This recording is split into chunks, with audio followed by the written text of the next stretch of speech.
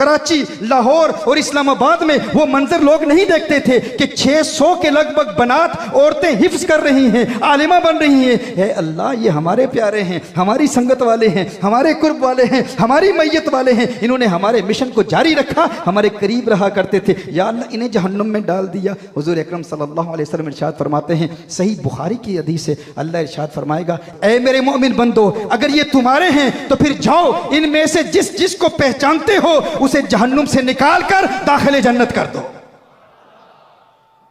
दाखिले जन्नत कर दो। वली अल्लाह के हाथ में जन्नत कैसे है कि वो दुआ करते हैं, अल्लाह वलियों की बरकत से उनकी दुआओं को कबूल फरमाते हुए जन्नत अता फरमा देता है। इमाम बैहकी रिवायत करते हैं शुअबुल ईमान की हदीस से, मेरे आका सल्लल्लाहु अलैहि वसल्लम 3 दिन सहाबा के साथ नहीं बैठे। नमाज के बाद हुजूर अकरम सल्लल्लाहु अलैहि वसल्लम वहाँ से तशरीफ़ ले जाते। 3 दिन के बाद सहाबा अर्ज़ करते हैं, या रसूलल्लाह सल्लल्लाहु अलैहि वसल्लम, आप मसरूफ़ हैं। नबी करीम सल्लल्लाहु अलैहि वसल्लम ने इरशाद फरमाया, अल्लाह जल्ला व अला ने इरशाद फरमाया है, ए मेरे महबूब, क़यामत के रोज़ 70,000 तेरे उम्मती ऐसे होंगे जिन्हें मैं बग़ैर हिसाब व किताब के बख्श दूँगा। वो जो पहली हदीस है ना, वो किन के मुतल्लिक थी? वो जो जहन्नुम में होंगे, यानी अल्लाह के वलियों के करीब तो होंगे, लेकिन कुछ गुनाहों की वजह से, कुछ बदअमालियों की वजह से, इबादत में कमजोरी हो गई, झूठ बोल दिया, गीबत कर दी, कुछ गुनाह होते रहे, लेकिन जहन्नुम में गए, अजाब मिला। क्यों? गुनाहों की वजह से अजाब में मुब्तला हुए, लेकिन फिर अल्लाह के वलियों ने पहचान लिया। लेकिन ये तो वो हैं जो जहन्नुम में चले गए, जिन्हें जहन्नुम का अजाब मिला, लेकिन फिर वलियों की शफाअत से, मोमिनीन कामिलीन की शफाअत से उनकी मग़फ़िरत हो गई।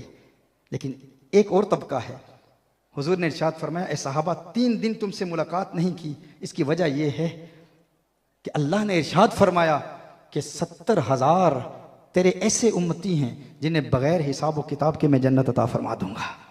ये अल्लाह के ऐसे प्यारे लोग होंगे, ऐसे प्यारे बंदे होंगे। हुजूर ने इरशाद फरमाया कि फिर मैंने अल्लाह की बारगाह में दुआ की, या अल्लाह इजाफा फरमा।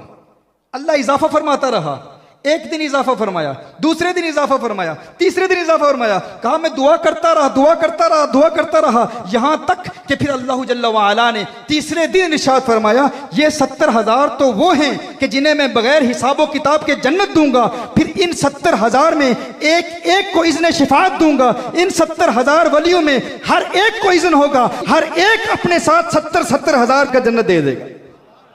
और एक रिवायत यह है कि वो 7 लाख अफराद हैं, 7 लाख अफराद हैं। तो ये तो वो हैं जिन्हें अल्लाह जल्ला वाला बगैर हिसाब व किताब के, फकत अल्लाह के प्यारों के कुर्ब की वजह से जन्नत अता फरमा देगा। लेकिन शर्त यह है कि ईमान पर मौत आए। इंसान जब दुनिया से जाए मोमिन हो, और गुनाहों की कसरत की वजह से भी सल्ब ईमान का अंदेशा होता है। तो ये जो हम कहते हैं अल्लाह के वली अल्लाह के इज़्न से जन्नत अता फरमाते हैं, जन्नत इनके हाथ में है, जिसे चाहें अल्लाह के इज़्न से जन्नत अता फरमाते हैं। कहा जाता है जन्नत की तौहीन है, वली के हाथ में जन्नत कैसे है? मैं आपसे पूछना चाहता हूं, क्या मां के कदमों में जन्नत है या नहीं? सही हदीस है मेरे आका सल्लल्लाहु अलैहि वसल्लम की, जब मां के कदमों में जन्नत हो सकती है, तो बताओ एक बेटे के लिए अगर उसकी गुनहगार मां के कदमों में जन्नत हो सकती है, तो एक मुरीद के लिए उसके कामिल मुर्शिद के हाथों में जन्नत क्यों नहीं हो सकती? ये अल्लाह के वलियों की शिफाअत है, और ये हदीस सही बुखारी की है। लेकिन इसका यह मतलब नहीं कि फ़कत ये कहते रहें कि अल्लाह के वली देंगे देंगे देंगे और फिर हम गुनाहों का इर्तिकाब करते रहें। नहीं, इन आस्थानों में यही तरबियत की जाती है कि हम गुनाहों से तौबा करें, इबादत से प्यार हो, नमाज में इस्तिकामत हो, और नमाज में इन्हिमा के कल्ब हासिल करने का जो प्रैक्टिकल मेथड आज हमने सीखा है, मुझे उम्मीद है आप सब इस पर अमल भी करेंगे और लोगों तक ये पैगाम भी पहुँचाएंगे, और अल्लाह का विर्द भी करते रहेंगे, इस्तिग़फ़ार भी करते रहेंगे, अस्तग़फ़िरुल्लाह कसरत से पढ़ते रहेंगे। और अस्तग़फ़िरुल्लाह ये तो एक ऐसा वजीफा है, एक ऐसा विर्द है जो इंसान को मुस्तजाबुद्दावात बना देता है। मुस्तजाबुद्दावात क्या होता है? मुस्तजाबुद्दावात वो होता है जो दुआ करता है अल्लाह कबूल फरमा लेता है। अस्तग़फ़िरुल्लाह अस्तग़फ़िरुल्लाह कसरत से पढ़ते रहें, अल्लाह जल्ला वाला वो मकाम अता फरमाएगा कि जो दुआ करेंगे अल्लाह ताला कबूल फरमाएगा। इमाम अहमद बिन हम्बल रहमहुल्लाह मुज्तहिद मुतलक हैं, एक बहुत बड़े मुज्तहिद हैं। सर्दियों की रात है, सख्त सर्दी है, एक मस्जिद में मगरिब की नमाज अदा करते हैं। नमाज अदा करने के बाद ये इरादा करते हैं कि इशा की नमाज के बाद रात मस्जिद में क़याम होगा। तो एक बुज़ुर्ग आते हैं, एक बाबा आता है, वो कहता है मैंने मस्जिद का दरवाज़ा बंद करना है, इशा के बाद आपको यहाँ रहने की इजाज़त नहीं। उसे नहीं पता था इमाम अहमद बिन हम्बल एक वली कामिल है। उसने कहा नहीं आप जाएं, इशा की नमाज के बाद आपको निकाल दिया जाता है। आप वहाँ से जाते हैं, देखते हैं कि बाहर एक तनूर है और नान भाई तनूर पर रोटियाँ पका रहा है। आपने वहाँ आग देखी तो कहा कि ए नौजवान, तू मुझे इजाज़त देता है, सख्त सर्दी है, आज रात में यहाँ गुजार लूँ। उसने कहा ठीक है बड़े मियाँ, इजाज़त है, आप यहाँ रात गुजार लें। इमाम अहमद बिन हम्बल रहमहुल्लाह वहाँ बैठे हुए हैं और बड़े प्यार से उस नौजवान को देख रहे हैं और मुस्कुरा रहे हैं। वो कहते हैं बाबा जी मुझे देखकर क्यों मुस्कुरा रहे हैं? इमाम अहमद बिन हम्बल रहमहुल्लाह ने फरमाया मुझे तेरी ये अदा बड़ी पसंद आई। कहा कौन सी अदा? कहा तू रोटियाँ पकाता है तो अस्तगफिरुल्लाह पढ़ता है, पेड़े बनाता है अस्तगफिरुल्लाह पढ़ता है, तनूर में पेड़े लगाता है अस्तगफिरुल्लाह पढ़ता है, तनूर से पेड़े निकालता है अस्तगफिरुल्लाह पढ़ता है। ए नौजवान मुझे तेरी ये इस्तिगफार की अदा बड़ी प्यारी लगी। उसने कहा बड़े मियाँ इस्तिगफार में क्यों ना पढ़ूँ, मैं क्यों ना अस्तगफिरुल्लाह पढ़ूँ? इस अस्तगफिरुल्लाह ने मुझे मुस्तजाबु दावत बना दिया है, जो दुआ करता हूँ अल्लाह की बारगाह में कबूल होती है। इमाम अहमद बिन हम्बल ने फरमाया ये तो बहुत बड़ा दावा है विलायत का, तू इतना बड़ा वली हो चुका है, इतना बड़ा कामिल वली हो चुका है कि तू कहता है मैं जो दुआ करता हूँ अल्लाह मेरी हर दुआ कबूल कर लेता है। कहा बिल्कुल ऐसे ही है हजरत, मैं जो दुआ करता हूँ इस्तिगफार में इतनी कुव्वत है, मैं अस्तगफिरुल्लाह पढ़ता हूँ अल्लाह जल्ला वाला मेरी हर दुआ कबूल कर लेता है। आपने फरमाया फिर ये तो बता आज किस नीयत से इस्तिगफार पढ़ रहा है? उसने कहा बड़े मियाँ आपको पता नहीं, आज असल में मेरी इस तनूर पर ड्यूटी लगी हुई है। मेरे मालिक ने मुझे कहा है कि मैंने यहाँ रोटियाँ पकानी है। मैंने कहा मुझे छुट्टी दे दे, मुझे बहुत अहम काम है। उसने छुट्टी नहीं दी। उसने कहा कि तुझे रोटियाँ यहाँ पकानी है, तुझे इजाज़त नहीं है। तो मैंने कहा कि मैं इसके दरवाजे पर क्यों दस्तक दूँ, इससे भीख क्यों मांगूँ, इसके आगे मिन्नतें क्यों करूँ, इसके आगे जलील और रुस्वा क्यों हूँ? मैं तो इस्तिगफार पढ़ने वाला हूँ, अस्तगफिरुल्लाह पढ़ने वाला हूँ, मैं इस्तिगफार पढ़ूंगा, मेरी दुआ कबूल हो जाएगी। कहा दुआ क्या है? कहा बड़े मियाँ आपको पता नहीं, आज हमारे इलाके में अल्लाह का एक बहुत बड़ा वली आया हुआ है, उसकी जियारत करना चाहता हूँ, उसे देखना चाहता हूँ, इसलिए इस्तिगफार पढ़ रहा हूँ। इमाम अहमद बिन हम्बल ने फरमाया जरा बता तो सही वो वली है कौन? कहा आपको नहीं पता, अपने दौर का मुज्तहिद मुतलक इमाम अहमद बिन हम्बल आज हमारे इलाके में आया हुआ है, मैं उसे देखना चाहता हूँ। इमाम अहमद बिन हम्बल ने फरमाया आप फिर सीने लग जा, अहमद बिन हम्बल खुद तेरे पास आ गया है। तो यकीनन तकबीर, नाराए रिसालत, नाराए रिसालत, फैजान दरबार आलिया कादरिया कासमिया गौसिया डोडा शरीफ, हजूर किबला आलम, उलमाए अहले सुन्नत, फैजान औलिया। कहा यकीनन तो मुस्तजाबु दावत है। मैं भी कहूं कि कोई किसी बूढ़े शख्स को सख्त सर्दी की रातों में मस्जिद से क्यों निकाले, मैं वहां रहना चाहता था, रात गुजारना चाहता था, लेकिन यकीनन ये तेरे इस इस्तिगफार की मिकनातीसी कशिश थी जो मुझे तेरी तरफ खींच रही थी, ये इस्तिगफार की बरकत थी। आज फिर मैं अहमद बिन हम्बल तुझे देखने के लिए आया हूं, सीने लग जा, यकीनन तो मुस्तजाबु दावत है। तो ये अल्फाज का असर दिल पर होता है।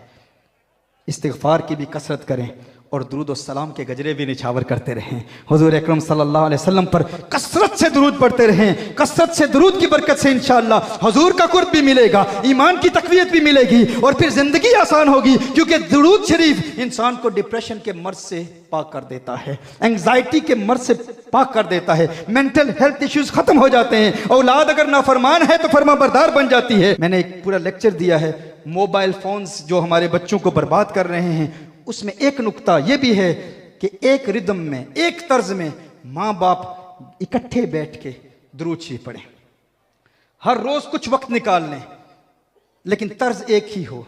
इसकी वजह से इसका असर क्या होता है, ये दिल के खुलिये जो है ना, इनकी एक तासीर होती है। जिसके दिल का खुलिया ताकतवर हो, ये एक साइंटिफिक तहकीक है, बहुत इस पर रिसर्च की गई कि अगर रिदम मिल जाए, हम आवाज होकर, एक आवाज होकर, माँ बाप कुछ एक कलाम पढ़ रहे हूँ, बच्चे भी वहीं पढ़ रहे हूँ, तो उनके दिलों में प्यार पैदा हो जाता है। अहले मोहब्बत कहते हैं अगर बच्चा नाफरमान है ना, या वो जिद्दी है, या उसमें चिड़चिड़ापन है, या अहमक है, कम अकल है, कम फहम है, ज़हीन नहीं है, तो माँ बाप मिलके एक ही रिदम में, एक ही आवाज में हर रोज कुछ टाइम निकाल कर दुरूद शरीफ इकट्ठे पढ़ें, उस दुरूद शरीफ का दिल पे असर क्या होगा? नाफरमान बच्चा फरमा बरदार हो जाएगा, चिड़चिड़ापन खत्म हो जाएगा, जिद खत्म हो जाएगी। कम अकल है तो अल्लाह जल्ल वाला उसे फाहम फिरासत अता फरमाएगा, हाफजे में कमी है तो अल्लाह जल्ल वाला उसके हाफजे को तकवीयत देगा। ये दुरूद शरीफ की बरकत है। आप हुजूर का प्यार अपने दिल में पैदा कर रहे हैं, आखिरत तो संवरेगी, दुनिया भी संवर जाएगी। ये नवाज़िशें, ये इनायतें, गमे दो जहां से छुड़ा दिया, गमे मुस्तफा तेरा शुक्रिया, मुझे जीना मरना सिखा दिया। ये उनका प्यार है जो जीना मरना सिखा देता है, जिंदगी के तरीके सिखाता है। उनकी मोहब्बत है, उनका उसवा है, उनकी सीरत है, उसे अपना ले तो सब कुछ समझ जाता है। ये दुनिया भी वो दुनिया भी, क्योंकि ये दुनिया भी अल्लाह ने उसके लिए बनाई है, वो दुनिया भी अल्लाह ने अपने महबूब के लिए बनाई है। इसीलिए कहा ना, जमीन और जमा तुम्हारे लिए, मकीन और मका तुम्हारे लिए, चुनीन और चुना तुम्हारे लिए, बदन में है जान तुम्हारे लिए, दहन में जुबा तुम्हारे लिए, हम आए यहाँ तुम्हारे लिए, उठे भी वहां तुम्हारे लिए। जिना में चमन, चमन में समन, समन में फबन, फबन में दुल्हन, सजाए मेहन पे ऐसे मनन, ये अमनो अमा तुम्हारे लिए। सब उसी के लिए बनाया गया है। उससे प्यार कर लो, दुनिया भी संवर जाएगी, आखिरत भी संवर जाएगी, दिल में भी सुकून मिलेगा, औलाद भी इताअत करेगी, दुश्मनों की दुश्मनियां खत्म होंगी, नफरत करने वालों की नफरतें खत्म होंगी। उनसे प्यार कर लो, क्योंकि वही हकीकी प्यार के हकदार हैं, क्योंकि ये सारा जमाना, सारी कायनात, सारी दुनिया उन्हीं के लिए बनाई गई हो ना। ये फूल तो बुलबुल का तरन्नुम भी न हो, चमने दहर में कलियों का तबस्सुम भी न हो, ये न साकी हो तो फिर मैं भी न हो, खुम भी न हो, बस मैं तौहीद भी दुनिया में न हो, तुम भी न हो। और बरेली का मुजाहिद अपने अंदाजे दिलबराना में कहता है, कहा ये सबा सनक, वो कली चटक, ये जुबां चहक, लबे जो झलक, ये महक झलक, ये चमक धमक, सब उसी के दम की बहार है, सब उसी के दम की बहार है। ये सबा सनक, वो कली चटक, ये जुबां चहक, लबे जो झलक, ये महक झलक, ये चमक धमक, सब उसी के दम की बहार है। ये समन, ये सौसन या समन, ये बनफ्श सुम्बुल नस्तरन, गुल सर्वे लाला भरा चमन, वही एक जलवा हजार है। वो न था तो बाग में कुछ न था, वो न हो तो बाग हो सब फना, बादब झुका लो सरे विला कि मैं नाम लूं गुल बाग का गुले तर मोहम्मद मुस्तफा, चमन उनका पाक दयार है, चमन उनका पाक दयार है। या रसूलल्लाह, नाराए रिसालत, नाराए रिसालत, ताजदारे खत्म नबूवत, ताजदारे खत्म नबूवत हजरत किबला पीर मोहम्मद साकिब इकबाल शामी साहब। अल्लाह जल्ला वाला हमें नबी करीम सल्लल्लाहु अलैहि वसल्लम का सच्चा प्यार अता फरमाए, सच्चा इश्क अता फरमाए, सच्ची मोहब्बत अता फरमाए। अब हम नमाज पढ़ेंगे, नमाज कायम करने वाले बनेंगे, ये इरादा करते हैं इंशाअल्लाह। कम से कम चंद ख्यालात तो हों ना यार, पूरी जिंदगी बीत गई हमारी, हमें यह भी नहीं पता कि नमाज की रूहानियत तक, रूहानी कुव्वतों तक रसाई हासिल करने का तरीका क्या है। हमें यह भी नहीं पता कि नमाज में किस तरह खुशू खुदू हासिल किया जाता है। आज अगर हमने ये तरीका सीखा है, अभी अपने आप को आमादा कर लेंगे कि ज़िंदगी की आखिरी नमाज है, अल्लाह तुझे राज़ी करने का ये आखिरी मौका है, ये मौका तूने हमें इस बारगाह की निस्बत से, इसकी बरकत से अता फरमाया। और फिर ये तसव्वुर कि मलाइका का नुज़ूल हो रहा है, और फिर पुल सिरात पे हम खड़े हैं और अल्लाह के नाम पर तवज्जो करेंगे, इस ख्याल से इंशाअल्लाह ताला नमाज कायम करेंगे। अल्लाह जल्ला वाला इस हाज़री को अपनी बारगाह में कबूल फरमाए, अल्लाह जल्ला वाला हर ख़ता मुआफ़ फरमाए, हर गुनाह मुआफ़ फरमाए। हम इज्तिमाई तौर पर अपने माजी के तमाम गुनाहों से तौबा करते हैं। अगर हमारी ज़ुबान से कोई कलिमा कुफ्र निकल गया हो तो या अल्लाह हम तौबा करते हैं और कलिमा तैयबा पढ़ते हैं, अशहदु अल्ला इलाहा इल्लल्लाह व अशहदु अन्न मुहम्मदन अब्दुहु व रसूलुहु, ला इलाहा इल्लल्लाह मुहम्मदुर रसूलुल्लाह सल्लल्लाहु अलैहि वसल्लम व आखिरु दअवाना अनिल हम्दुलिल्लाहि रब्बिल आलमीन।